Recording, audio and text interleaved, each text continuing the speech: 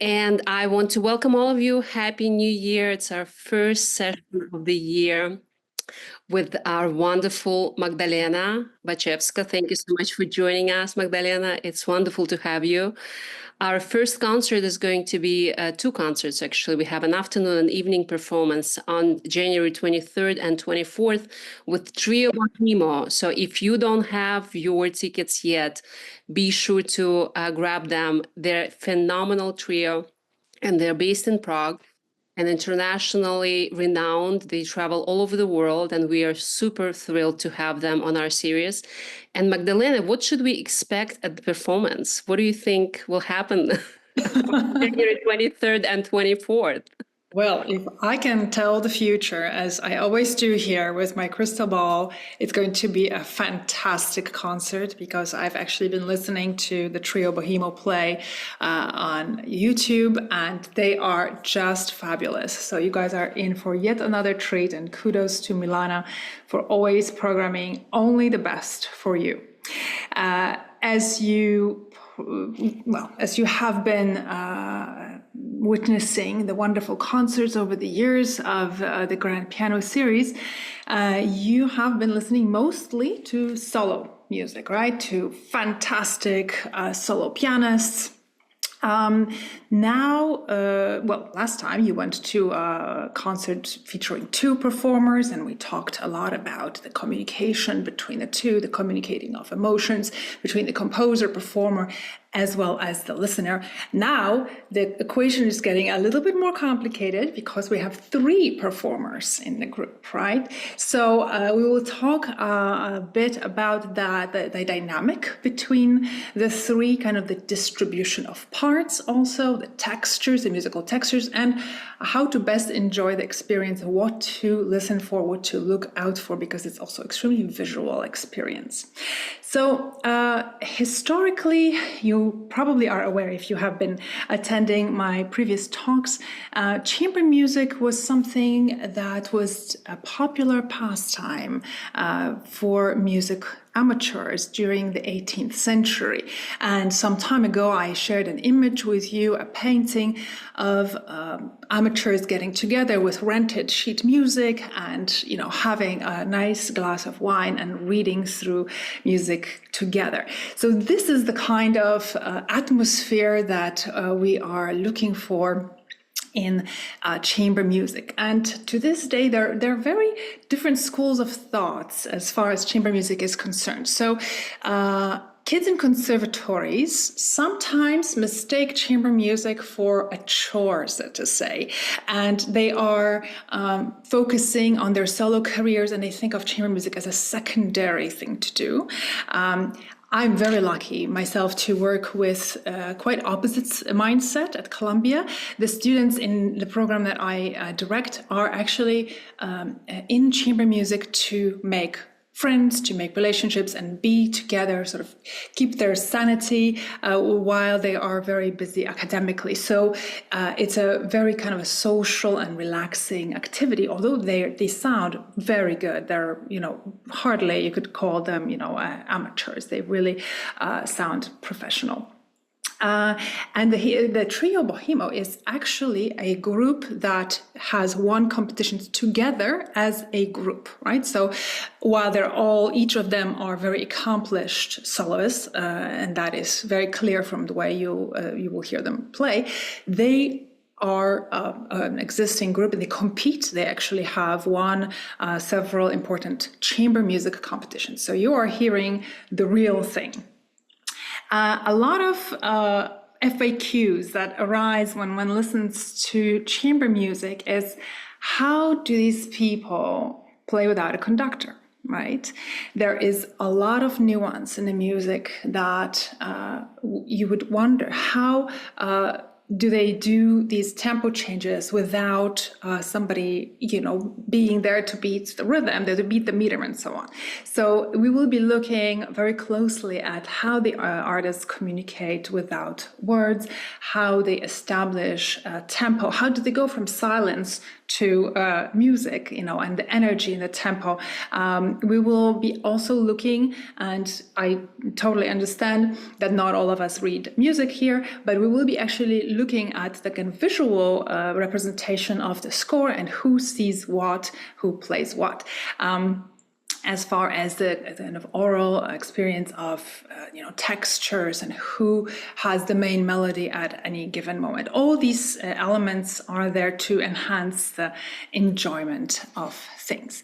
So the first piece on the program, and here let me start sharing, is the Haydn Piano Trio. Share sound, yes. Haydn Piano Trio in C major. You're also going to hear a trio by Bedrich Smetana, and I will tell you more about him in due time. And we will finish with a famous Brahms Piano Trio, Opus 8. Now, Haydn, a very interesting composer, of course, one of the three Viennese classicists, together with Mozart and Beethoven, spent much of his early career as a court musician for Count Esterházy, living sort of secluded in a castle and composing for Esterházy's special events. Haydn very famously said that he was forced to become original because he was isolated from the rest of the world. Later on in his career, Haydn decides to break out a little bit from the patronage of Count Esterházy and goes to London. The first time he goes, he is already a tremendous success, and that prompts a repeat visit where he publishes symphonies. He's just a composer whose music is going to be performed in almost every concert that is advertised in London. And it is in London that Haydn writes 3 piano trios and dedicates them to a very accomplished pianist, Therese Bartolozzi. And why do I know that she was accomplished? Simply from following the piano part of this trio in C major. Bartolozzi was a pupil of Muzio Clementi. You might be familiar with some of his sonatas. And that piano part really reveals that she must have been a very able pianist. Keep in mind that the setting for chamber music is for amateur kind of enjoyment, pastime. But here we have a pretty serious piano part, and let's start right off the bat with the first movement. There will be 3 movements in this trio, and what I mentioned at the beginning in the introduction is already something that I would love to start looking at right away. This is your heroes trio, Bohemo, and I found a beautiful recording of them performing this trio. So before they start, I would like you to focus on how they are getting ready. What kind of energy are they choosing? Who is giving the cue to start, and what tempo, what kind of atmosphere are they going to be conveying?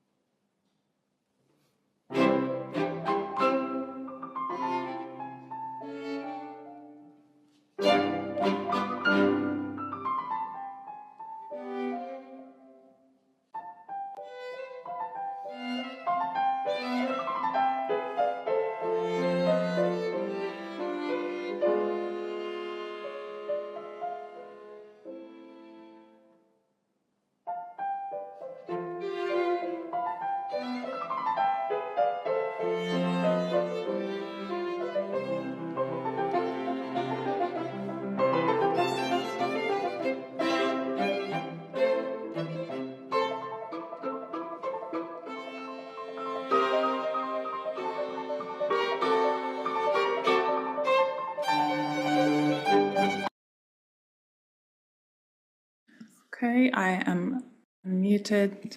Am I unmuted? Okay, I hope you can hear me.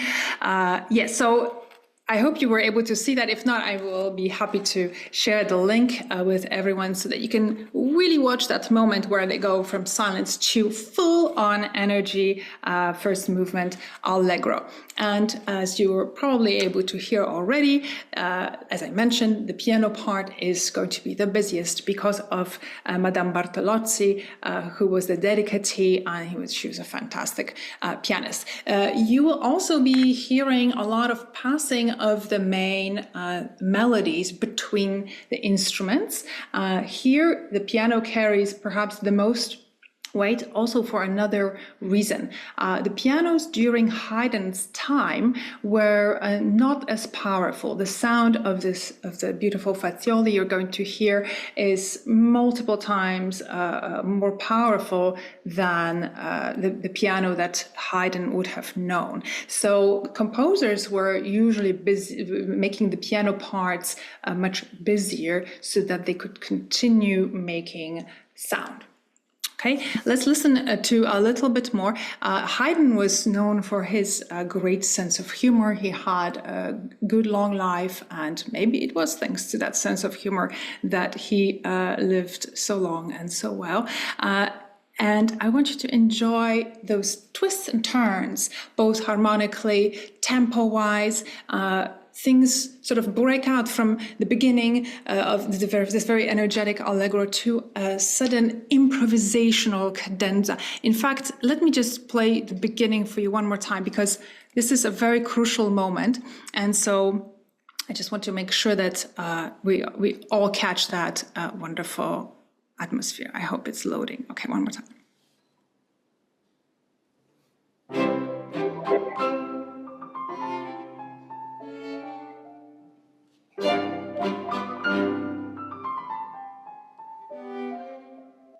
Right, so we had a typical antecedent consequence kind of a phrase where we have a question and answer. So far, the strings are only accompanying the piano. Let's keep listening.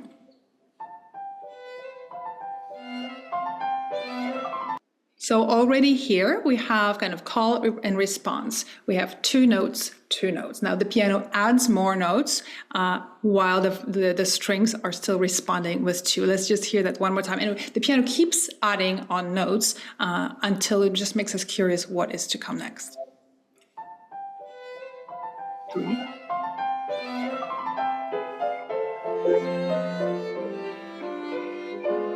And here we are already, there's just so much happening already in the first few seconds of the piece.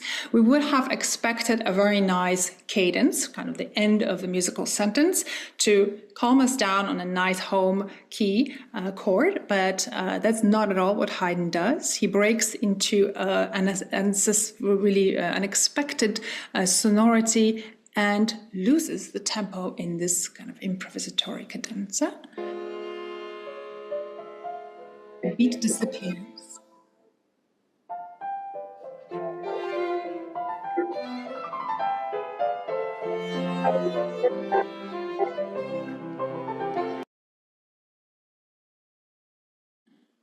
And finally, we are gaining momentum now, and just notice how the piano is continuing with the melody now in octaves.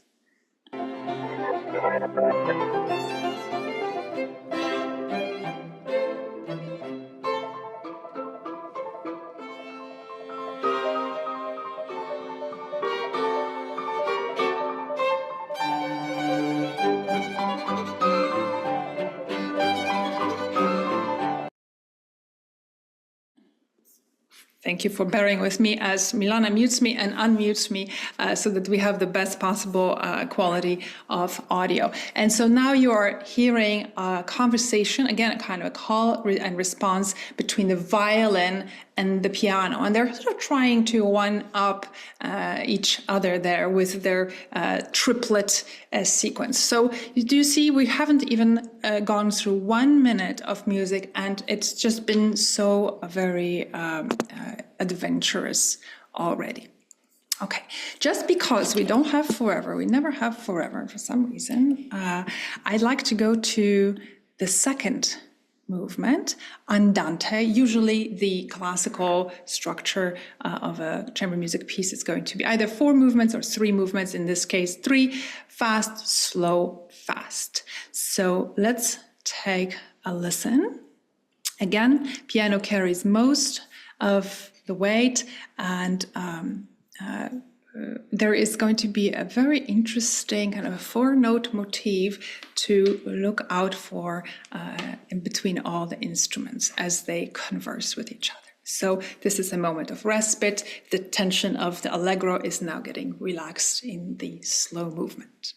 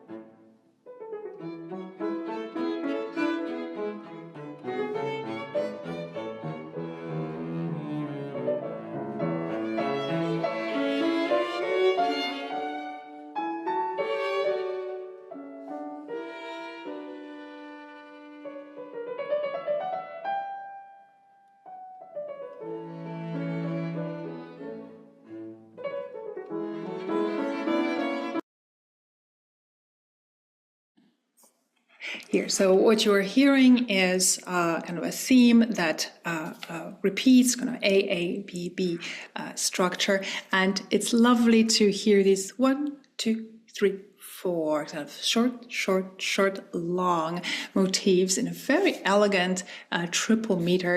It could be reminiscent of a minuet, a court dance from earlier in the 18th century, or even already a precursor of a waltz, which in Austria was called Ländler, the early version of the waltz. So again, most of it is going to be centered around the piano, but now there is a true interplay coming in the final presto, and I think you will notice that the performers may be having just a little bit of fun playing it.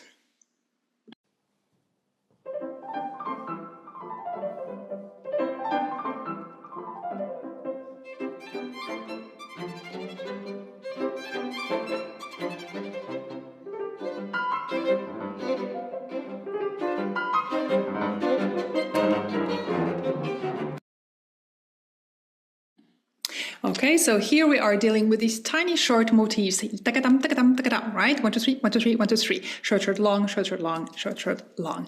And so here, in opposition to the other movements where the strings are sort of completing the melody of the piano and maybe accompanying it, here the violin immediately picks up the same melody that the piano was playing before, but it's hard to even call it a melody. It's not terribly hummable. These are really just tiny motifs and fragments, almost kind of like tickles or something. So what I also love about this piece is it's just extremely humorous, and really the sense of humor that of Papa Haydn, and as he was often called, comes through beautifully here. We are going to continue listening because I want you to hear now how Haydn beautifully distributes the rhythmic accents between the variety of these 3 notes motifs. So we have takatam, takatam, takatam. Later, he's going to actually change the accents, so it feels like you're hearing something completely different, or like you're getting actually poked or nudged. And that was Haydn's delightful way of writing music. And it wasn't only just for good humor. Haydn, through his writing, is really making a very big statement, and that is of the departure from being the type of musician that we know that Mozart really despised being, as did Beethoven, and that is of being a servant, of being in that same sort of on that same payroll as the cooks and the butlers. The musicians were treated in that way during the 18th century, and Haydn is starting to show that this may not be the way to continue. We know that Beethoven was never really employed later by any kind of aristocrat, any patron. He would receive commissions, and that was really sort of the beginning of a different type of an artist. We also know that Mozart, who did jobs for Archbishop here and there, he was miserable doing that, and his goal was to become a freelance musician. As you know, as he was writing his concerti, he would often hire the entire orchestra himself. He would rent the hall, he would sell the tickets, he would schlep the instrument in. So the model of a musician being a servant is changing. So as you listen to it, think of the sort of double meaning here that Haydn is including in this music.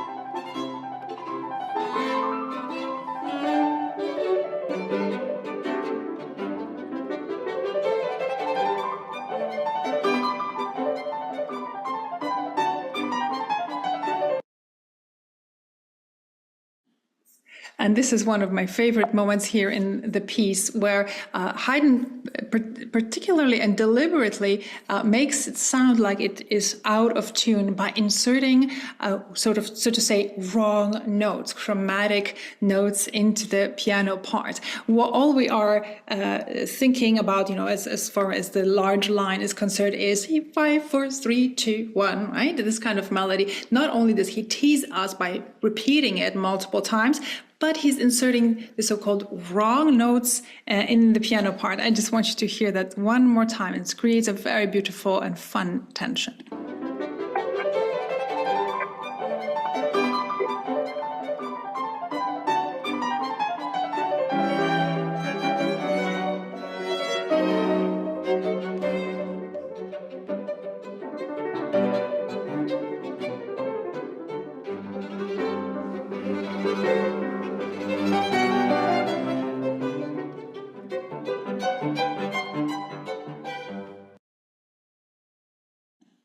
So I think you will agree with me that Madame Bertolozzi must have been a fantastic pianist.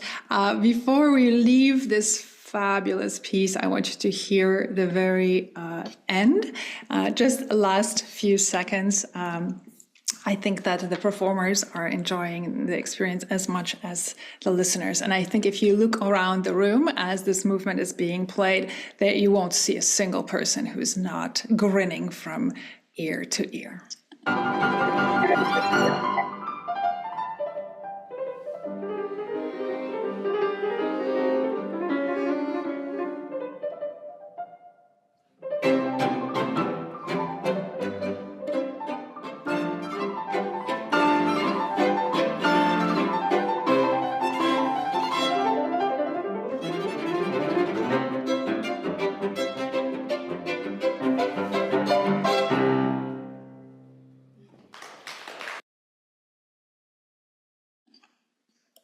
So we are going to start this concert on a very high energy level. Let me get out of here.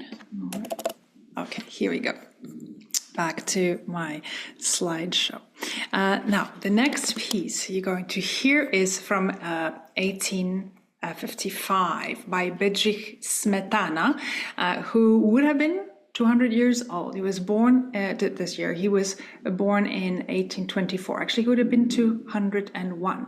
He was a Czech composer who became known as the father of Czech music. But what's really fascinating about Smetana is that when he is born in Litomyśl, it is a part of the Habsburg Empire. So he doesn't even speak Czech when he is born, and his first name when at birth is Friedrich Smetana. We know his father spoke a little bit of Czech, but was not really using it a lot. So Smetana grows up in the Habsburg Empire speaking German. How interesting that he is the one who becomes known as the father of Czech music. If you were to name one piece that is very well known by Smetana, it would probably be the symphonic poem Vltava, or the Moldau in German, and that is the river that goes through Prague, and it is a part of a symphonic cycle called Ma Vlast, or My Fatherland. In fact, the Vltava, the Moldau, the melody of the piece became the melody of the national anthem of Israel when it was formed in 1948. So very, very interesting.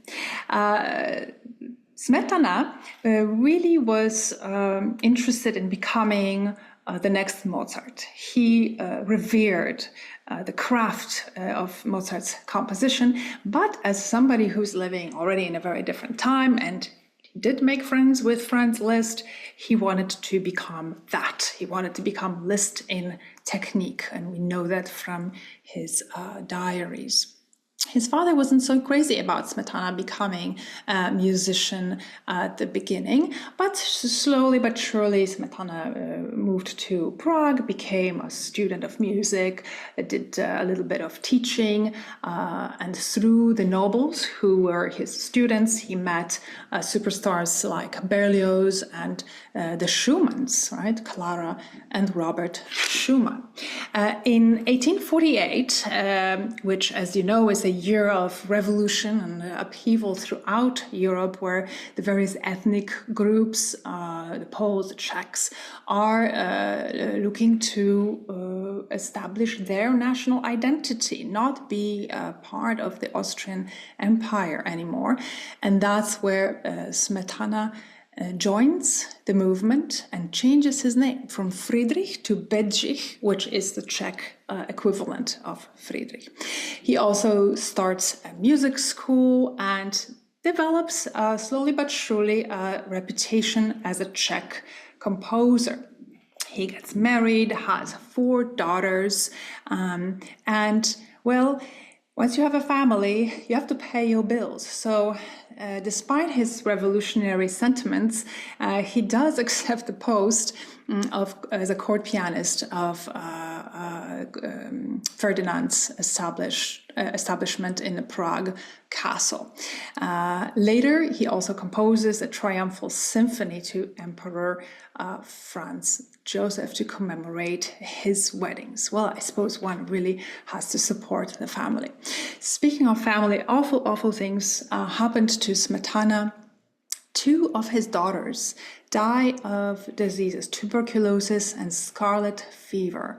So his family immediately diminishes. He is so distraught.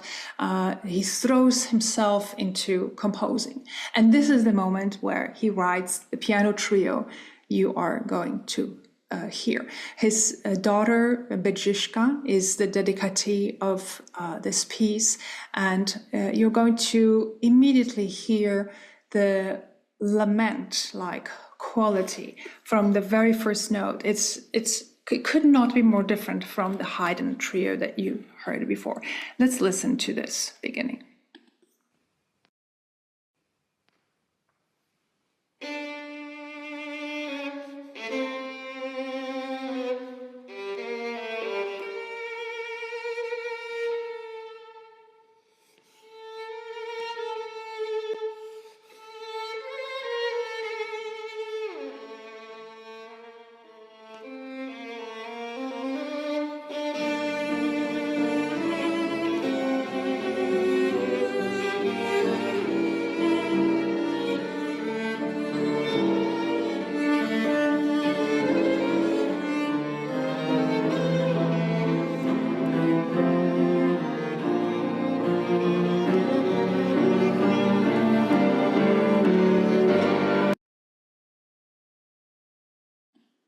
So as you hear from the very first note, it is a lament full of drama, full of suffering and pain. So the violin here starts solo, and you will notice immediately the very dark tone of the violin, even though it is a high instrument. And Smetana very cleverly scores this first, this opening on a G string of the violin, the lowest string of the violin. Let me see if, okay, it's still loaded. The G string gives this a very dark kind of sonority. He could have played it higher, but then it would have sounded already very different. The timbre, the tone color would have been much less dark.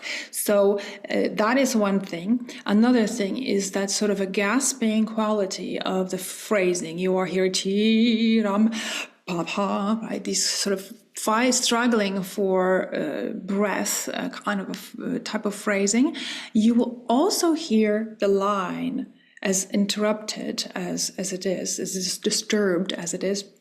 It's going, the general direction of it is down, and it is going downwards chromatically, which means that all the notes of the scale are used. On the keyboard, this would mean you're playing on both white and black keys. So it creates this kind of a contraction of the spirit. And this is a very powerful compositional technique already very well known during the Renaissance, especially used during the Baroque.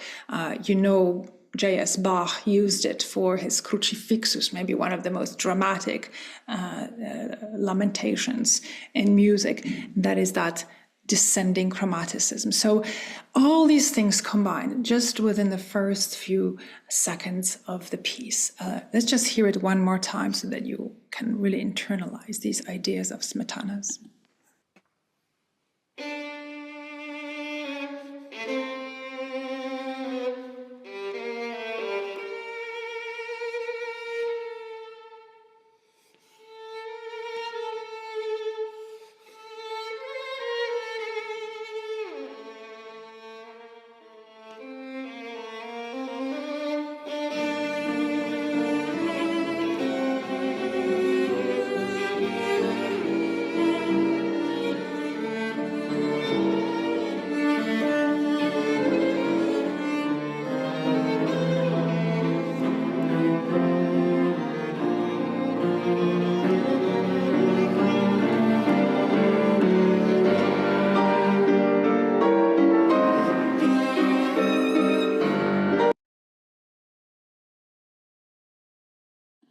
And right here where I stopped, I want to draw your attention to an incredible way in which Smetana now gives the main melody to the piano, right? It's repeating that's the same music that the violin started with. And now the strings, both violin and the cello, are sort of enhancing that downward motion with their upward motifs, but they don't sound hopeful despite the melodic lines going up. They are more of a shriek, more of some sort of painful iteration rather than trying to pull the music up. So we're all the way down emotionally here. Let's listen.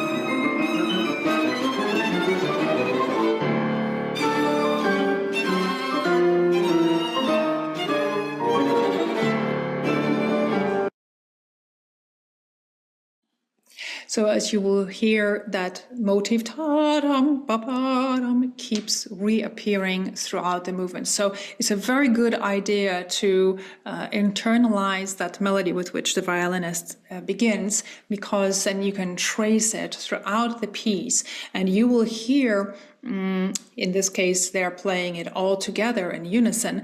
Later on, they will be imitating one another in sort of a fugal technique. So what Smetana mentioned as a young composer, saying that he wants to be like Mozart, well, and Mozart was very much interested in the polyphony and writing of fantastic fugues. And this is where Smetana is really showing his prowess as a composer, all the while infusing the music with this very deeply painful and romantic expression. We know that Liszt liked the piece, but not many other people did, unfortunately. So the success of Smetana was always mixed with failure, to the point where he ended up leaving for Sweden. He went sort of back and forth looking for success there. He was much more successful in living in Gothenburg in Sweden. Sometimes I suppose it's true when they say, well, it's very hard to be a prophet in one's own land. Health troubles, his wife's diagnosis of tuberculosis, and the death of the third out of the 4 daughters that they had really further depressed Smetana. He also started experiencing troubles of his own. He gradually lost hearing. I should actually not say gradually.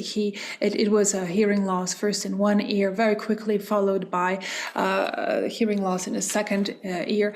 And similarly to Beethoven becoming deaf, Smetana also said, if this is something that is uncurable, I am not interested in living anymore.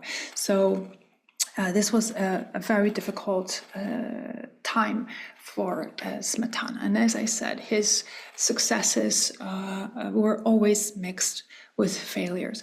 I'd like to now move to another recording just because it's a little bit easier visually. Let me just cue it up here.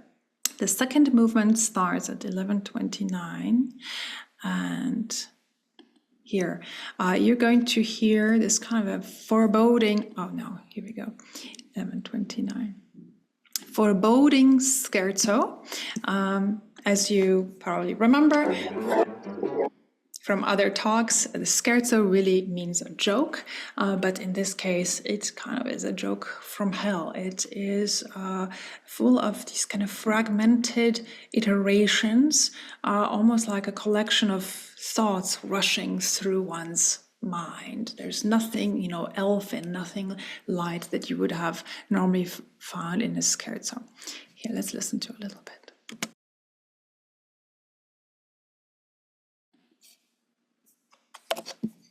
Sorry, technology. Where did it go?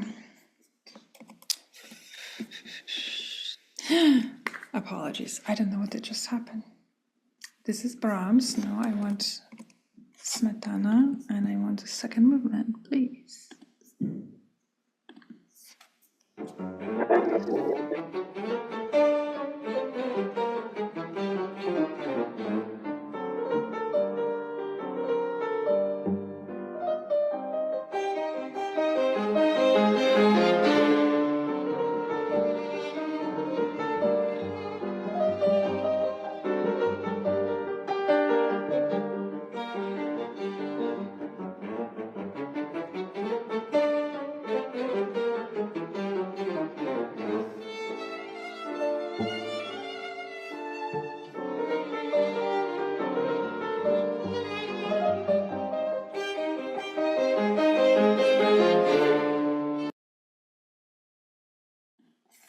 So as you hear these iterations that really confuse us both rhythmically and tonally are interweaving these lovely tunes that do sound quite a bit Czech, right? That sound very ethnic, very culturally. And I should mention here that this is the time where nationalism in music is born, right? So I have talked to your ears off about Chopin and his mazurkas, his polonaises, and how they are expressing the spirit of being Polish, being proud of your national identity that is constantly quashed by these big empires. And so here, this is what Smetana is doing as well. You will hear quite a bit of that Czech in the idiom in the third movement, which is a finale, the presto. We also have 3 movements in this trio. He's actually borrowing the material from his piano sonata, so don't be surprised if you already heard this piece played by a soloist. There is that unbelievable restless energy. Oh no, I did that again, did I? Forgive me. Here it is. You will notice, I don't want to touch it now, you will notice this very kind of almost disturbing tension between 2 and 3, the rhythms, that the beats that are divided in 2 and in 3. And they first are presented separately, and later they coexist, constantly kind of throbbing. What you're also looking here at is a full score. So this is what the pianist is looking at. Here I'll show you right here the beginning of the final movement.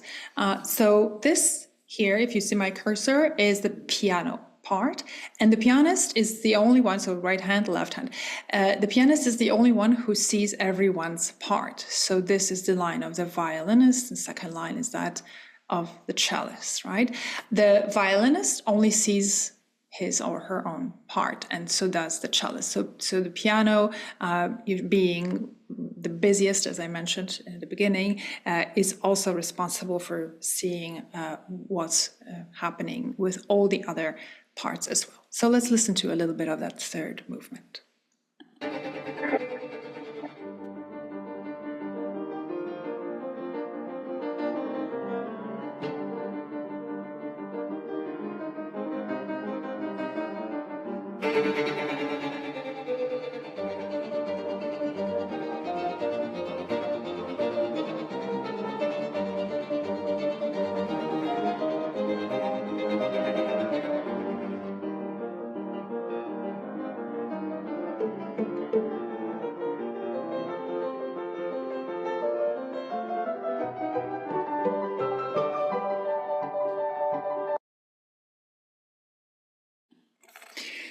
So as you can hear yourselves, there's this constant feeling of restlessness in the music. With the very little time that we have left, I'm going to move straight to the full score, even though there is a recording of the Brahms piano trio by Trio Bohemo on YouTube, but I want to show you the full score here. Brahms's music, and you're familiar with a lot of works by Brahms. You heard his E minor sonata last time in concert. You will agree with me and everyone that his music is deeply, deeply grounded in tradition. So similarly to Smetana, Brahms is interested in following the great masters, Bach, Handel, Scarlatti, Mozart, and his craft is just unmistakable. He is really the composer who is able to squeeze the last bit of juice out of the tonal system, tonality, right, as we know it. He is living at the end of the 19th century in Vienna. This is the time his student becomes Zemlinsky, who in turn becomes a teacher to Arnold Schoenberg. So there's not much separation between Brahms and Schoenberg time-wise, but as far as their music is concerned, it couldn't be more different. We even know that Brahms did take a look at one of Schoenberg's early string quartets. So do you see the connection is so very close, yet musically Brahms is still grounded in Romantic tradition. His writing is extremely classical, in fact, sometimes even Baroque in its craft. like Smetana, Brahms knew Liszt and the Schumanns. I mentioned last time he was actually very close, dangerously close to Robert Schumann's wife, Clara, whom he supported. You know, he was really there for her during the health crisis that Robert Schumann was experiencing and his eventual death in an institution. He was a very faithful fan of Clara's, and she was his greatest critic. He made sure that she saw every single score that he wrote, and he was extremely discerning himself. We know that he burned a ton of scores before he actually published anything. His first symphony, for example, was not published until he was in his mid-40s. So this is somebody who did not putting anything out there in the world that is not absolutely perfect and worthy of attention. Let's listen to the beginning of the trio, and here is where you are going to get some emotional respite from the drama and the unsettled nature of Smetana's trio. Let's just listen to how warm that piano sound is. We're in a key of B major, and how the cello not only imitates the melody, but also sort of outdoes it by with these beautiful dramatic leaps in melody, and it just makes your heart soar. Let's hear.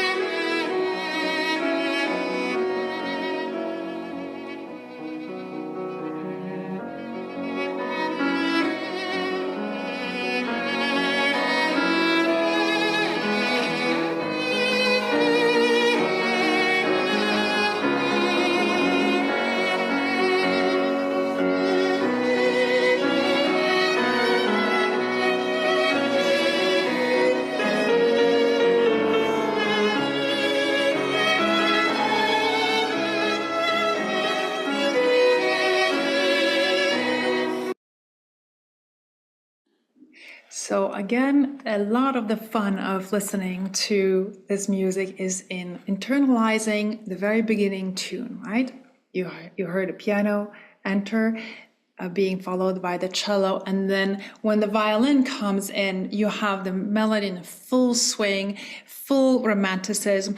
And if you just remember that tune that you heard, if we go to a little bit later in the first movement, 1051, we are in the retransition now to the main theme again, and you will hear the strings playing that original melody, da dee da dee da, right? So just remember the rhythm, long, short, short, long, long, right? This is how we started the piece, but the piano is so far away, and which makes it so much more meaningful when the melody finally returns in the recapitulation section. Let's hear it.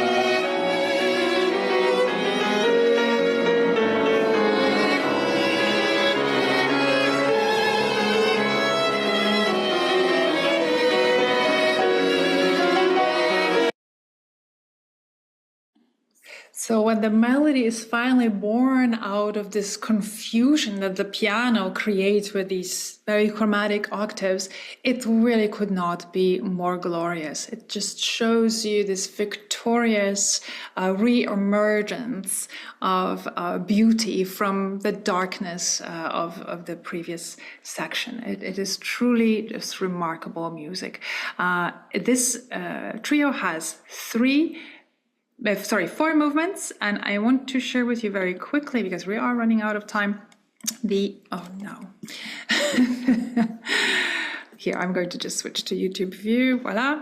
1550, this is the scherzo, so a quick imitation here, and let's listen.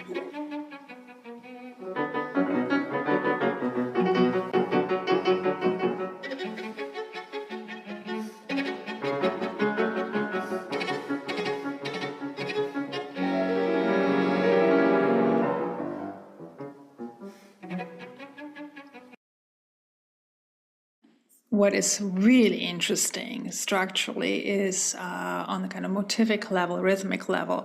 Remember how we started the trio?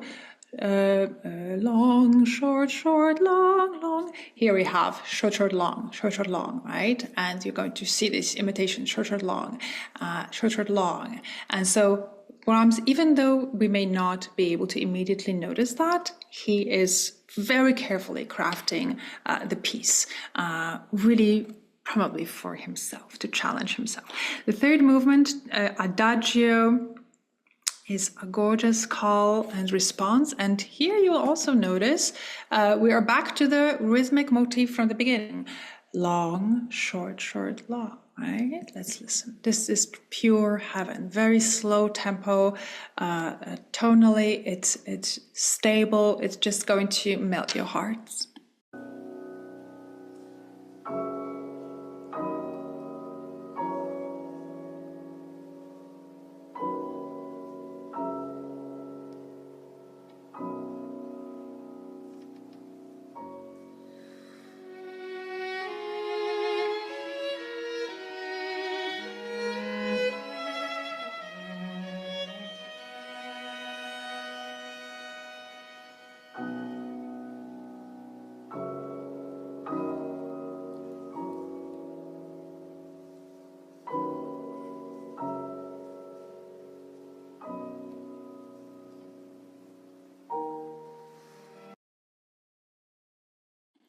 So even visually, even if you don't read music, you see that we have this conversation between the piano and the strings together, very lovingly conversing with each other.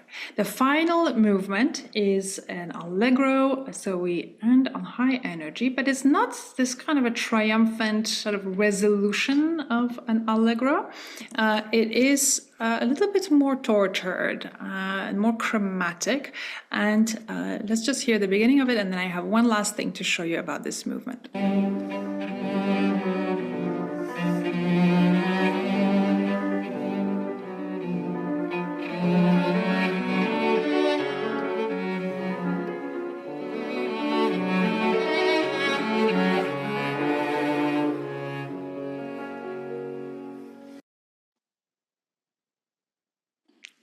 So a little bit of tension, maybe less expectedly.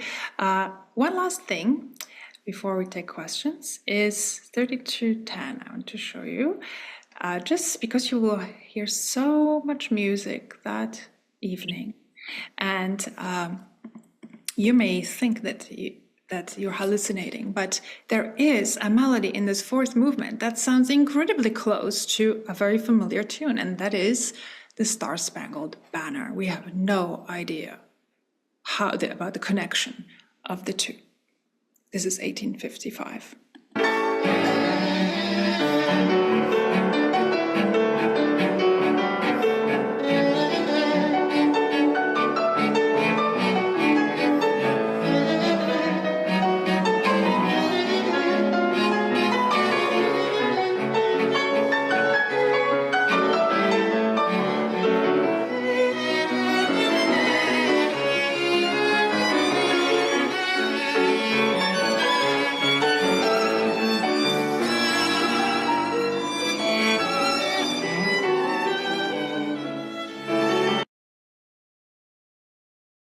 There's never a good moment to stop playing this music, but here we are. So just so you know, you are not hallucinating. It's really there, that melody that really is very resemblant of Star-Spangled Banner. So a lot of very different music that you're going to hear, really spanning the entire gamut of emotions and styles. I'm very happy for you and excited about this concert.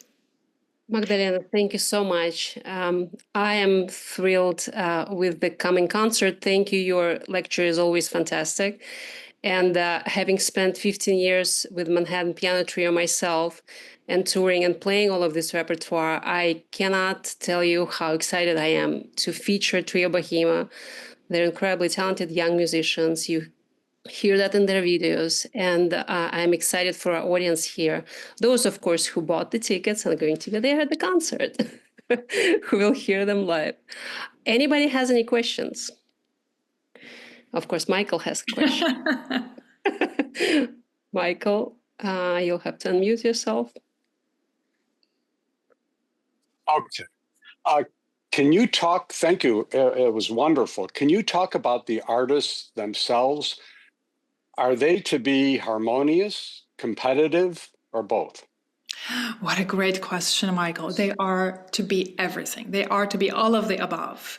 You will hear them conversing, competing, one-upping each other, right? In the content, mimicking, imitating, mocking, right? You will hear it all. So the beauty of it is to, stay awake and follow what is happening in the music. And I think the Trio Bohemo they are just also such a joy to watch, because their emotions are very visceral, right? Very physically expressed. So I think that they will also make it very clear to you guys as listeners what is happening in the music. So keep your eyes on them at all times, because yes, they will have all kinds of conversations. And as Mozart remarked, this would never be possible with people just speaking. It would be a total chaos, right?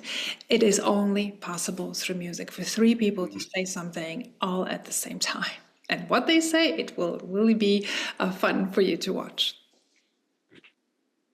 Greg, a question. I'm going to follow up on that. Given any three unemployed musicians, what musical or interpersonal relationship kind of qualities would they ideally have to be a successful trio? Or asked another way, trios that are successful, what made them that way? Oh, such a great question. Well, maybe one of the longest living trio has been the Beaux-Arts trio with Menahem Pressler. They were around for decades and decades. I suppose one has to really master the ability of listening.